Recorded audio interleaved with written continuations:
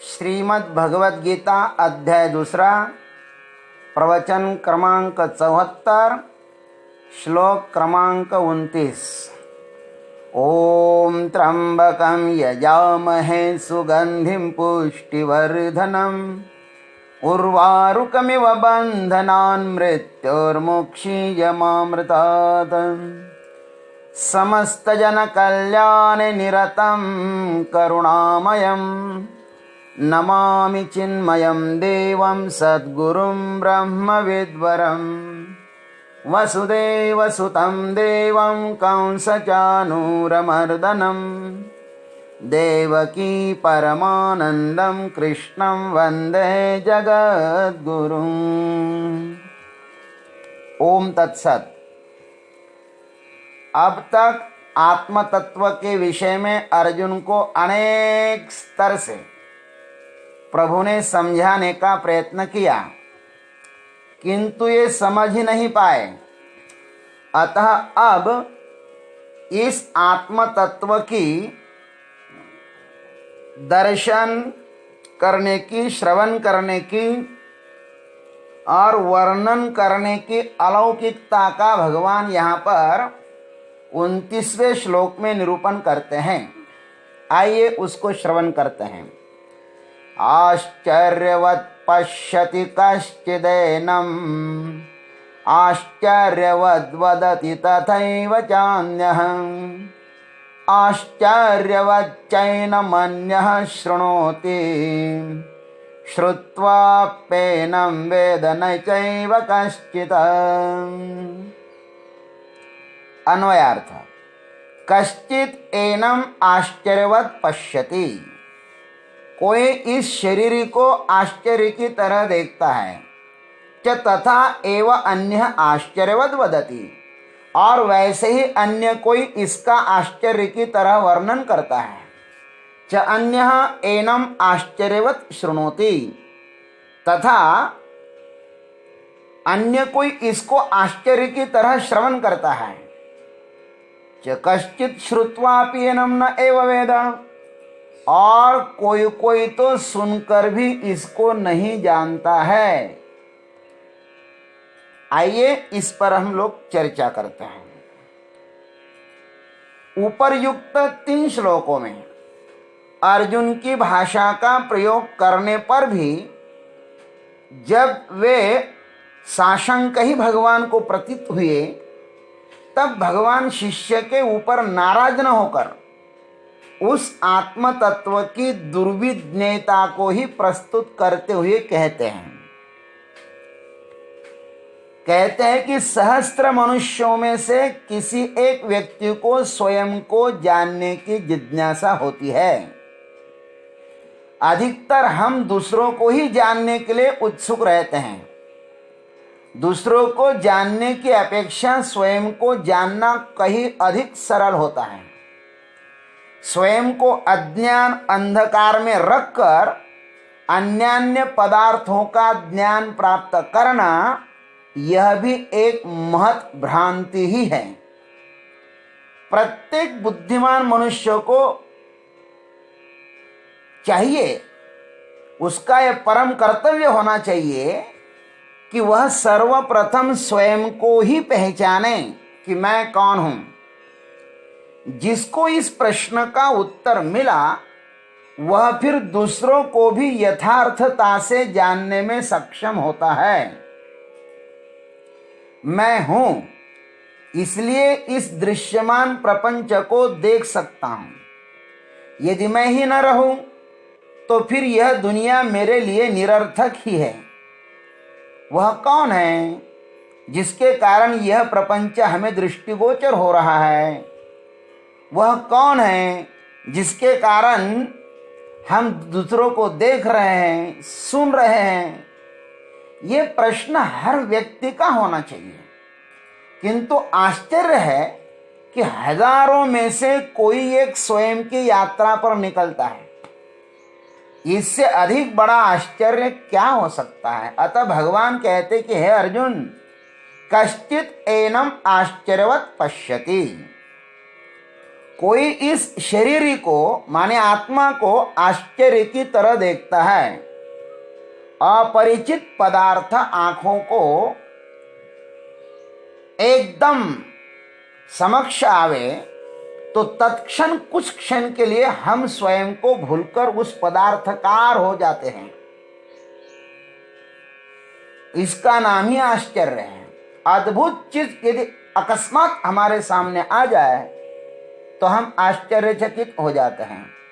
आत्म जिज्ञासु जब स्वयं को देखने के लिए जब अंतर यात्रा पर निकलता है, अंतिम यात्रा नहीं, अंतर यात्रा, अंतर यात्रा का अर्थ है भीतर की यात्रा। जब साधक अंतर यात्रा पर निकलता है तब उसे भीतर अद्भुत अद्भुत आश्चर्यों का अनुभव होने लगता है। अब तक उसे बहिरस्थ जगत का ही अनुभव था, अब वह अंतस्थ जगत को भी त्रिपुटी माने ज्ञाता, ज्ञान और ज्ञेय के द्वारा अनुभव करता है। आज तक उन्होंने यही देखा कि इच्छित पदार्थों की प्राप्ति होने पर मन किंचित शांति का अनुभव करता है। अब वह साधक देख रहा है कि इस मनोवृत्ति के शांत होने पर भी एक अद्भुत शांति का अनुभव हो रहा है। यहाँ तक कि अंतस्थ यात्रा करना भी एक आश्चर्य ही है। इसलिए आंखें बंद करके अपने भीतर जो परमात्मा स्थित है उसकी तरफ बढ़ना चाहिए। वहां पे क्या होता है, मन शांत हो जाता है। अब इस मनोलय की शांति का जो अनुभव कर रहा है, ध्यान रखना, मनोलय की शांति का जो अनुभव कर रहा है उस दृष्टा को देखा नहीं जाता, सिर्फ अनुभव ही कर सकते हैं उसका, सिर्फ अनुभव। इस अनुभव्य आत्मवस्तु को शब्दों के द्वारा यदि कोई अभिव्यक्त करे तो यह आश्चर्य ही है। समस्त विचारों का बाद लय होने पर भी आत्मा का अस्तित्व यथावत ही होता है। सुषुप्तावस्था इसका प्रमाण है। निद्रावस्था में आत्मा पर मन, बुद्धि, चित्त, अहंकार आदि की कोई भी लहर तरंग नहीं होती, अतः वहां पर मात्र पदार्थ वृत्ति निरपेक्ष आनंदानुभूति होती है। वृत्ति में किसी भी प्रकार का विक्षेप नहीं होता है, वहां सिर्फ और सिर्फ आनंद ही आनंद होता है। इसलिए जागृतावस्था में आने के बाद हम कहते हैं कि मैं सुख से सोया था। यह जो सुखानुभूति है वह विचारों की अनुपस्थिति में ही अनुभव हुआ है, वहां पे कोई विचार नहीं थे। इससे यह निश्चित होता है कि आत्मानंद का अनुभव इंद्रियों के बिना भी हो सकता है। इंद्रियों के बिना जाना गया आत्मस्वरूप इंद्रियों के द्वारा अभिव्यक्त करना एक आश्चर्य ही है। इसलिए कहा कि आश्चर्यवत पश्यति। अब कहते हैं च तथा एव अन्यः आश्चर्यवद वदति, और वैसे ही अन्य कोई इसका आश्चर्य की तरह वर्णन करता है। देखो, आंख माने ज्ञानेंद्रिय से भी यह वाक जो है ना, वाणी जो है ना, वह स्थूल है, कर्मेंद्रिय। ज्ञानेंद्रियों से भी ये वाक माने वाणी स्थूल है। अनुभवजन्य इंद्रियातीत आत्म तत्व को इस वाणी के द्वारा अभिव्यक्त करना भी एक बड़ा आश्चर्य है। उस तत्व को दूसरों को समझाना तो और भी आश्चर्य है। ऐसा कहकर मानो भगवान अपनी मजबूरी को अर्जुन के समक्ष प्रकट कर रहे हैं। अर्जुन, उस परमात्मा तत्व को तुम्हें मैं किस प्रकार समझाऊं? उस परमात्मा तत्व को समझाना बहुत कठिन है बाबा। सबसे अधिक कठिन है इन्हें समझाना जिसकी आत्मा को स्वयं जानने की जिज्ञासा ही नहीं है।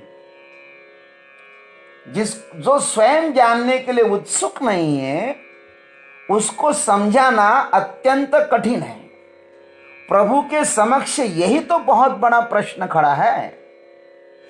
अर्जुन युद्ध से भागना चाहता है और भगवान उसे उसके समझ के बाहर का जो आत्म तत्व है उसे समझाना चाहते हैं। जिन संतों ने उसे पाया, अनुभव किया, जानते हैं कि कहना हमारा अधूरा है, तो भी उन्होंने संसार के लोगों को समझाने की कोशिश की, उस परमात्मा के प्रति कुछ संकेत दिए। यह शास्त्र सब परमात्मा के संकेत मात्र है, ध्यान रखना।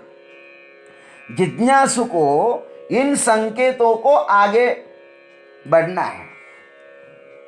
शाखा चंद्र की न्याय की तरह शाखा को पकड़े रहने से उस आत्मचंद्र का दर्शन नहीं होगा। शाखा के पार, शब्दों के पार जाना होगा। वहां पर शब्द ही पहुंचते हैं, किंतु शब्द वह नहीं है। शब्दों का भी वह परमात्मा दृष्टा है। शब्द जहां पर मौन हो जाते हैं वही उसका स्वरूप है। गुरुस्तु मौनम व्याख्यानम। गुरु जहां पे मौन हो जाते हैं वहीं से उस परमात्मा का अनुभव होने लगता है। वाणी का उद्गम स्थान वह परम मौन ही संतों का उपदेश है। उसके पास वाणी नहीं है, किंतु वह समस्त वाणी का उद्गम स्थान है। आनन रहित सकल रस भोगी, बिनु बानी बकता बड़ जोगी। वैखरी वाणी से उसकी अंतस्थ यात्रा करो। परावाणी का भी जो दृष्टा है उसे देखो, जो अनाहत है, किसी भी आघात की झंकार वहां पर नहीं गूंजती। जो परम मौन है, वाणी से भी परे है, उसके संबंध में यदि वाणी कुछ कहे तो वह महाराज मात्र आश्चर्य ही है। और आगे कहते हैं, चान्यः एनम आश्चर्यवत् शृणोति। तथा अन्य कोई इसको आश्चर्य की तरह सुनता है। सब इंद्रियों में श्रोत्रेंद्रिय अधिक गहराई को छूता है। बिना श्रवण किए किसी भी वस्तु का यथार्थ बोध असंभव ही है। आत्मा को भी जानना हो तो सर्वप्रथम उसके विषय में सुनो। श्रुति ने स्वयं कहा है, आत्मा वा अरे द्रष्टव्य, श्रोतव्य, मंतव्य, निदिध्यासितव्य। आत्मा के संबंध में केवल श्रवण ही पर्याप्त नहीं है। श्रवण के पश्चात मनन और उस मंतव्य का ध्यास अनिवार्य है। उस आत्म तत्व के ध्यास का भी जो श्रोता है, श्रवण का जो दृष्टा है, उसका बोध अर्थात तद्रूप होना चाहिए। श्रवण भी उस परम श्रोता में विलीन होना चाहिए। जैसे सरिता ओघ समस्त समुद्रा माझी मिळत, परि माघव तेन समात परतले नाही। माऊली कहते हैं, जैसे समस्त नदी प्रवाह अपने गंतव्य स्थान समुद्र से मिलते हैं, परंतु समुद्र में हमारे लिए जगह नहीं है, ऐसा समझकर कोई भी नदी आज तक पीछे वापस नहीं लौटी है। समुद्र समस्त जल समुद्र का अधिष्ठान है, अतः समस्त जल प्रवाह समुद्र की ओर ही दौड़ रहे हैं, अनादिकाल से दौड़ रहे हैं। लेकिन समुद्र कोई भरता ही नहीं है। समुद्र कभी भी किसी नदी का त्याग नहीं करता। वैसे ही आत्म तत्व समस्त वृत्तियों को अधिष्ठान होने से समस्त वृत्तियां अंत में आत्मा में ही विलीन हो जाती हैं और उस आत्मा में मिलकर अपने नाम रूप को खो देती है और विराट रूप हो जाती है, जैसे नदी सागर ही बन जाती है। अब आत्मरूप होने के पश्चात स्वयं को कैसा देखे, कैसा बोले और कैसा सुने? सुनने के लिए अन्य की उपस्थिति चाहिए, किंतु यहां पर सब अनन्य ही हो गया है। अब क्या सुनना है? और आगे कहते हैं, च कश्चित एनम श्रुत्वा अपि न एव वेद। और कोई कोई तो सुनकर भी इसको नहीं जानता है। यहां पर वेद शब्द महत्वपूर्ण है, ध्यान रखना।